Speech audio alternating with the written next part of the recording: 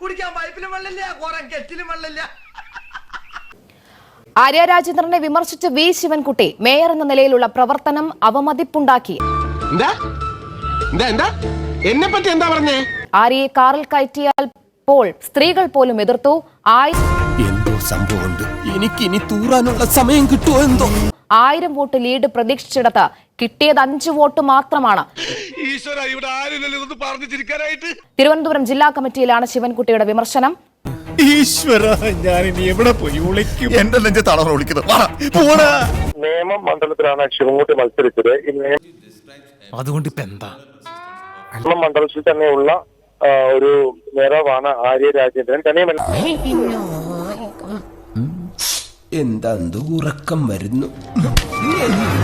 ആര്യ രാജേന്ദ്രന്റെ പ്രവർത്തനങ്ങളാണ് കോർപ്പറേഷൻ തെരഞ്ഞെടുപ്പിൽ തിരിച്ചടിയായി നേരത്തെ തന്നെ വ്യക്തമായിരുന്നു. സത്യമാണെങ്കിലും എനിക്ക് അംഗീകരിച്ചു കൊടുക്കാൻ പറ്റുമോ? നിയമസഭാ തെരഞ്ഞെടുപ്പിൽ നേരത്തെ കോർപ്പറേഷൻ തെരഞ്ഞെടുപ്പിൽ ഉണ്ടായ ആ ഒരു പരാജയത്തിന്റെ ആഘാതം മാറിയിട്ടില്ല. അയ്യോ, ഓർമ്മിപ്പിക്കല്ലേ പൊന്നെ.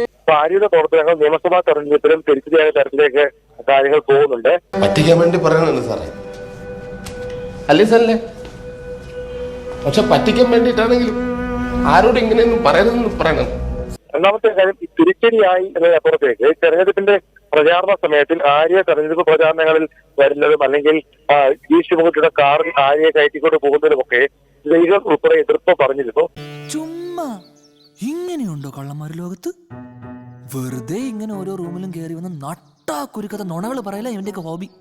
ആര്യ രാജേന്ദ്രൻ പാർട്ടിയുടെ മുൻനിരയിൽ ചെന്നു കഴിഞ്ഞാൽ അത് വോട്ടുകൾ ഇല്ലാതാക്കുമെന്നുള്ള വികാരം സാഹസികരും സാധാരണക്കാരായ സ്ത്രീകൾക്കിടയിലും ഉണ്ടായിരുന്നുവെന്നാണ് ഇപ്പോൾ ഈ ശിവൻകുട്ടി പറഞ്ഞിരിക്കുന്നത്.